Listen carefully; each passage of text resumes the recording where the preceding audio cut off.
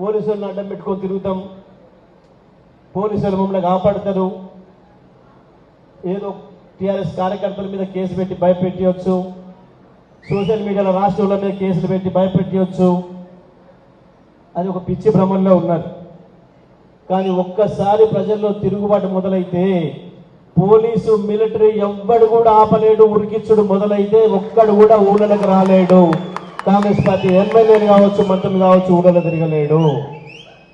ఇవాళ గాల్లో తిరుగుతున్న మంత్రులు గాల్లోనే కలిసిపోవాలి తప్ప ఎక్కడ కూడా దిగలేరు. తుంగతుర్తిలో, హుజూర్నగర్లో, సూర్యాపేటలో కాదు, తెలంగాణలో ఏ జిల్లాలో కూడా దిగలేరు. చరిత్ర చాలా సందర్భాల్లో చెప్పింది ఈ విషయాన్ని.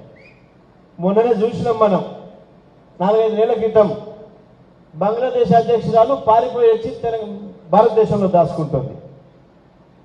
పోలీసే కాదు, మిలిటరీ మొత్తం చుట్టూన్నా ఆపలేకపోయింది.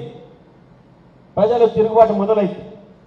అగో ఇవాళ ప్రజలు మా తిరుగుబాటుకు సూచనగా వరంగల్కు చేరాలి, కేసీఆర్ దగ్గరికి చేరాలి అన్న పద్ధతిలో ఉన్నది. ఇవాళ తెలంగాణ ప్రజలు ఆలోచిస్తున్నారు.